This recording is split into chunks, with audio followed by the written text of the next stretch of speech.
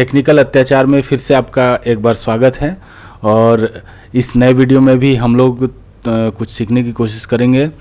तो चलिए देखते हैं कि इस नए वीडियो में क्या है। दोस्तों, इस वीडियो में मैं बात करने वाला हूँ स्ट्रेस और स्ट्रेन यानी प्रिंसिपल स्ट्रेस के बारे में। प्रिंसिपल स्ट्रेस के बारे में वैसे तो लोग पढ़ ही रहे हैं, किताबों में सब जगह दिया ही हुआ है, लेकिन उसमें एक छोटा सा कॉन्सेप्ट है जो कॉन्सेप्ट जनरली लोगों का क्लियर नहीं होता, जिसकी वजह से वो पूरा का पूरा वो स्ट्रेस स्ट्रेन थ्योरी जो है वो ठीक से समझ नहीं पाते। तो ये छोटा सा वीडियो मैंने कोशिश की है कि उसी स्ट्रेस और स्ट्रेन को समझाने की इस वीडियो में। तो आप लोग अगर प्रिंसिपल स्ट्रेस को पूरा समझने की कोशिश करना चाहते हैं तो इस वीडियो को ज़रूर पूरा देखिए। उसके बाद आपको जो आगे की चीज़ें हैं समझना बहुत ही आसान हो जाएगा। तो चलिए देखते हैं। इस टॉपिक का नाम है प्रिंसिपल स्ट्रेसेस एंड स्ट्रेन, और इसमें जो है हम अभी बात करेंगे एक टेंसाइल मेंबर के बारे में। टेंसाइल मेंबर यानी एक ऐसा मेंबर जिसमें प्योर टेंशन लग रहा हो। जैसे ये डायग्राम अभी आ रहा है, ये देखिए, ये आपका एक मेंबर है।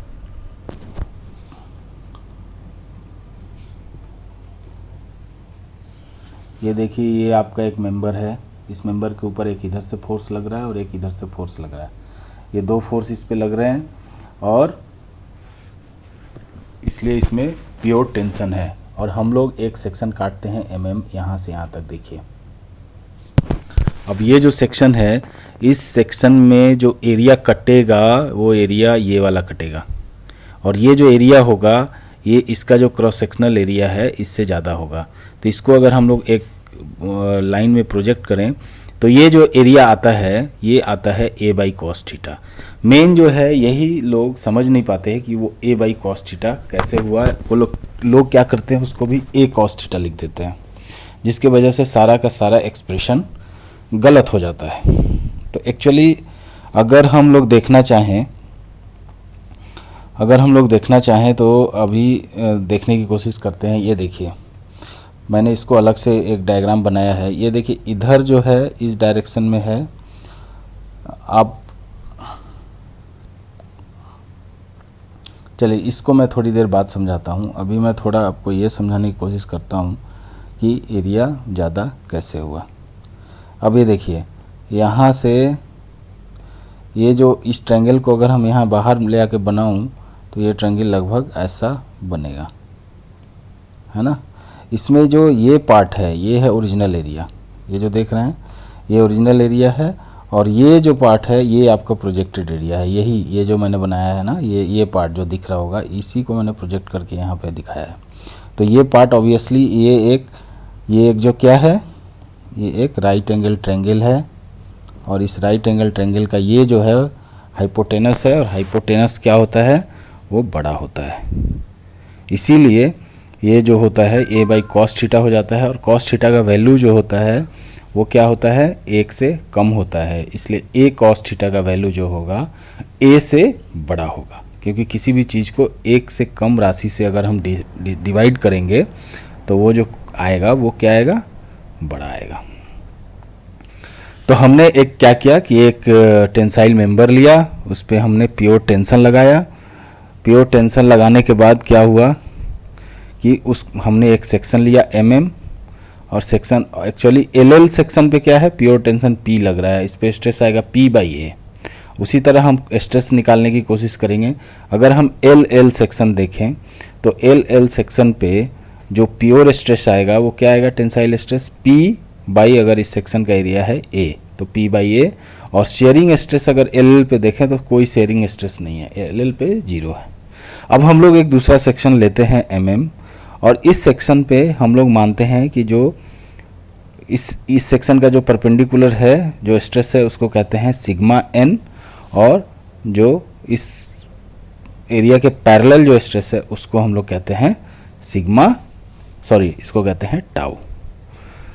ठीक है, तो ये मैंने डायग्राम से दिखाया है कि इस डायरेक्शन में है सिग्मा n और इस डायरेक्शन में है टाउ, तो जो रिजल्टेंट होगा वो होगा P। चलिए अब अगला ये देखते हैं अगले स्लाइड में, हम लोग देखते हैं कि हमने क्या।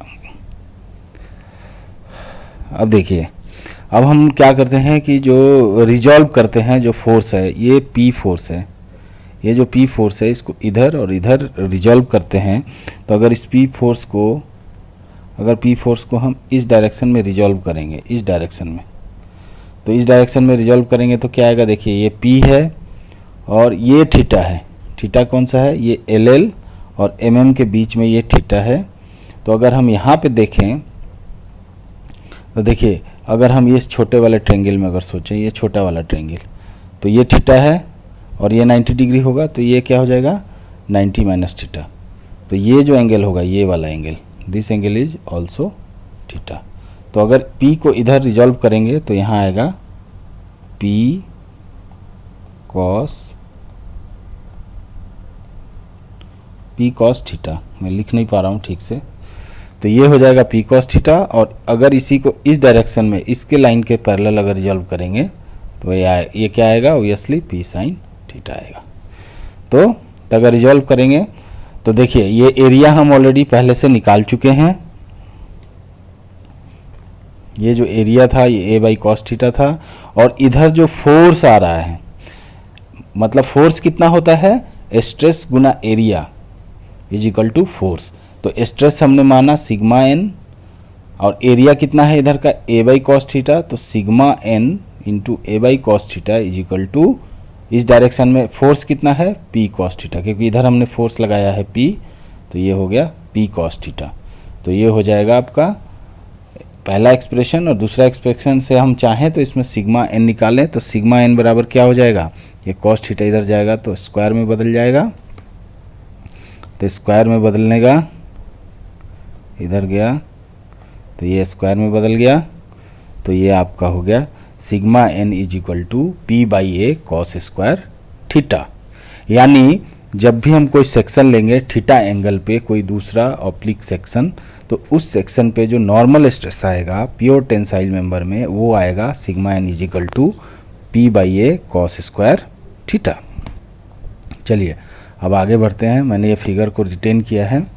Further there will be a shearing stress of tau acting parallel to M. हमने माना है कि एक शेयरिंग स्ट्रेस भी है टाउ, तो इस शेयरिंग स्ट्रेस को निकालने की कोशिश करते हैं। तो देखिए ये टाउ है इस डायरेक्शन में, तो टाउ यानी स्ट्रेस गुना एरिया, एरिया क्या आएगा, area A by cos theta is equal to इस डायरेक्शन में जो फोर्स है, force is P sin theta. इसी तरह टाउ आएगा, tau is equal to P by A sine theta cos theta. तो इसमें बेसिकली मैं यही सिखाना चाहता था कि जब हम किसी एल को रिजॉल्व करना चाह रहे हैं किसी बड़े लाइन की तरफ, तो वो एल जो है एक्चुअली A cos थीटा ना होके A बाई cos थीटा होता है। और ये जो गलती है बहुत मुश्किल होती है इसको हटाना, ये बहुत लोग गलती करते रहते हैं, जिसकी वजह से वो टीडीएस कैलकुलेशन में फंस जाते हैं और उनका आंसर सही ढंग से नहीं आता। चलिए अब आगे का हम स्लाइड्स को देखते हैं। अब देखिए, अब क्या है, हमने ये देखा कि अगर किसी मेंबर में प्योर टेंशन है तो भी क्या है, उसमें शेयरिंग स्ट्रेस और टेंसाइल स्ट्रेस भी डेवलप होता है। This means that when a rod is subjected to pure tension, both tensile and shearing stresses are produced in a material under direct compression. उसी तरह अगर कोई मटेरियल होगा जिसमें डायरेक्ट कॉम्प्रेशन होगा है, तो the corresponding stresses would be compressive and sharing. तो जो उसके रिजल्टिंग कॉरेस्पॉन्डिंग जो स्ट्रेस की कॉम्बिनेशन बनेगी वो क्या बनेगी, वो कॉम्प्रेसिव और शेयरिंग बनेगी। यहाँ टेंसाइल है, प्योर टेंशन है, तो टेंसाइल और शेयरिंग बन रही है। It is possible that the sharing stress produced may be important then the applied stress.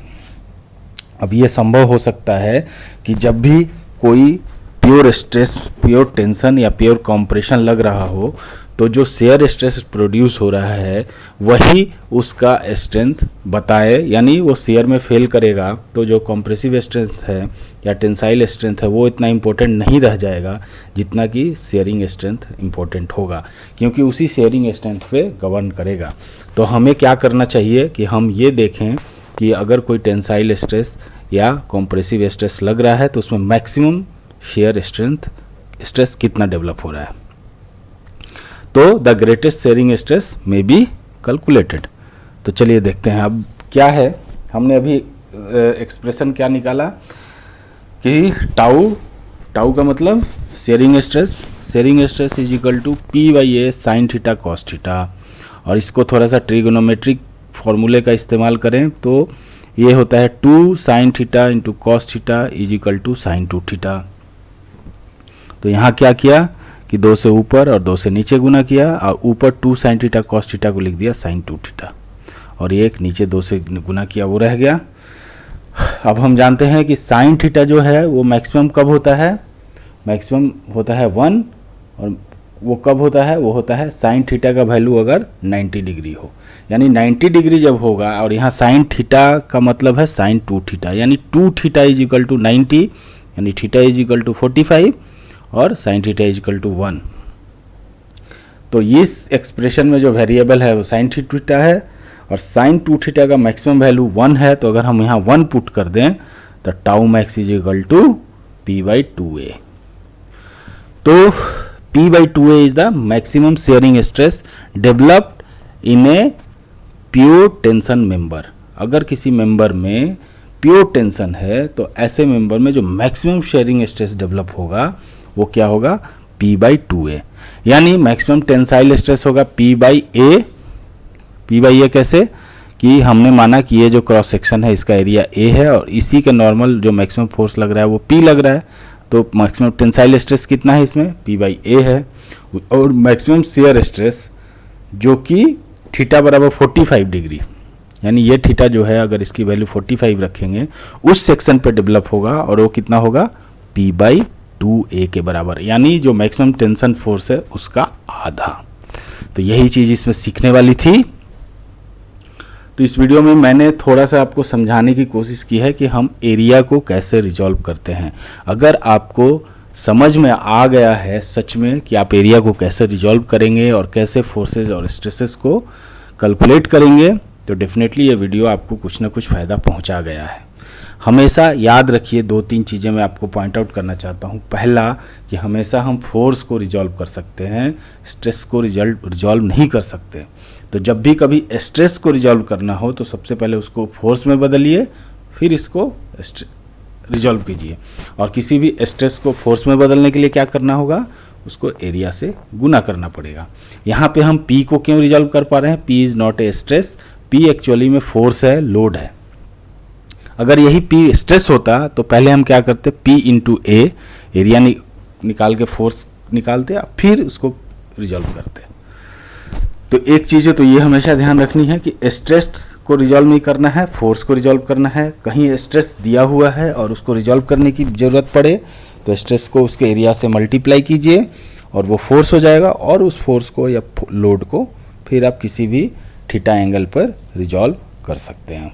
हमेशा ये ध्यान रखिए कि जो हम रिजॉल्व कर रहे हैं वो कहीं A cos थीटा होगा या A बाई cos थीटा होगा। ये थोड़ा सा ध्यान रखने वाली बात है कि जो लाइन जिस लाइन पे हम रिजॉल्व कर रहे हैं वो हमारे पेरेंट लाइन से बड़ा है या छोटा। जैसे अगर ये हमको पता हो तो अगर इस लाइन को इसके अलॉन्ग अगर रिजॉल्व करना हो तो दैट इज cos थीटा होगा मल्टीप्लाइड बाई cos थीटा।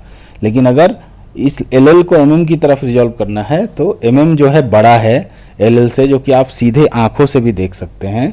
तो ऐसे केसेस में A बाई cos थीटा, और cos थीटा जो है 1 से छोटा होता है, इसलिए A बाई cos थीटा जो है A से बड़ा होगा। तो आपने इस वीडियो को पूरा देखा, इसके लिए बहुत बहुत धन्यवाद। अगर आपने इस वीडियो से थोड़ा भी सीखा तो इसको तुरंत लाइक कर दीजिए, अपने फ्रेंड को शेयर करिए, और अगर आप इस चैनल पे पहली बार आए हैं तो इस चैनल को सब्सक्राइब कर लीजिए। वीडियो को पूरा देखने के लिए धन्यवाद। मिलते हैं अगले वीडियो में। Bye bye.